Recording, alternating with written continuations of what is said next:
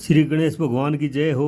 हिंदू सभ्यता में कई देव देवताएं हैं जिनमें भगवान श्री गणेश जी को बहुत ही ज़्यादा माना जाता है। श्री गणेश भगवान जी के मजाक के अंदाज के कारण उनकी कई कहानियाँ उल्लेखनीय हैं। उनके मोटे से पेट, हाथों में हाथी वाले मुखड़े और बाल रूप को देखकर बच्चे उनकी कहानियाँ सुनना पसंद करते हैं और श्री गणेश को बहुत ही प्रेम भी करते हैं। श्री गणेश भगवान शिव जी और माता पार्वती के पुत्र हैं। ये हिंदू सभ्यता के अनुसार प्रथम भगवान के नाम से पूजे जाते हैं। किसी भी कार्य को करते हैं तो सबसे पहले श्री गणेश भगवान का नाम लेकर के ही, उन्हीं की पूजा अर्चना करके ही किसी कार्य का शुभारंभ किया जाता है। गणपति बप्पा, इस कहानी से हमें पता चलता है कि हम गणेश चतुर्थी का त्यौहार क्यों मनाते हैं। इस दिन गणेश जी पूजा के पीछे का इतिहास हमें इस कहानी से पता चलता है। एक बार की बात है, सभी देवता बहुत ही मुश्किल में थे। सभी देवगण शिव जी की शरण में अपनी मुश्किलों को हल के लिए पहुँचे। उसमें भगवान शिव जी के साथ गणेश और कार्तिकेय भी वहीं पर बैठे थे। देवताओं की मुश्किल को देखकर शिव जी ने गणेश और कार्तिकेय से प्रश्न पूछा, तुमसे कौन देवताओं की मुश्किलों को हल करेगा और उनकी मदद करेगा।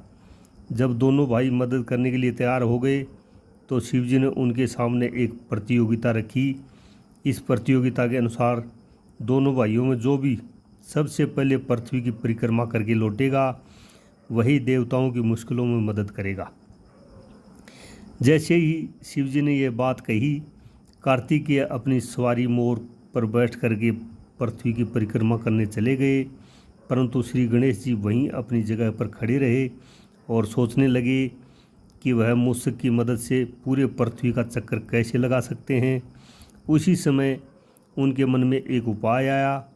वे अपने पिता शिव जी और माता पार्वती के पास गए और उनकी 7 बार परिक्रमा करके वापस अपनी जगह पर आकर खड़े हो गए।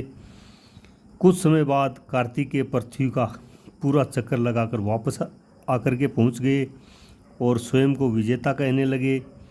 तभी शिव जी ने गणेश जी की ओर देखा और उनसे प्रश्न किया, क्यों गणेश, तुम क्यों पृथ्वी की परिक्रमा करने नहीं गए। तभी गणेश भगवान ने उत्तर दिया, माता पिता में ही तो पूरा संसार बसा है, चाहे मैं पृथ्वी की परिक्रमा करूं या अपने माता पिता की, एक ही बात है।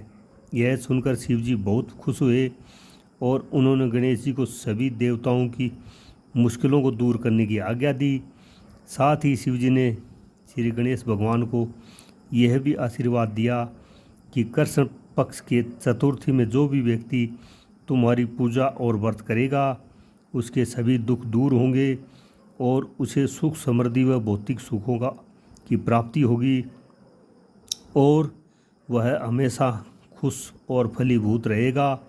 कोई भी व्यक्ति अपने किसी भी अच्छे कार्यों को शुभारंभ करते समय तुम्हारी पूजा अर्चना करके ही उस कार्य की शुरुआत करेगा।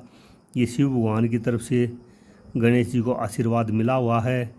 अगर दोस्तों कहानी ठीक लगी है तो लाइक करें, शेयर करें, सब्सक्राइब करें।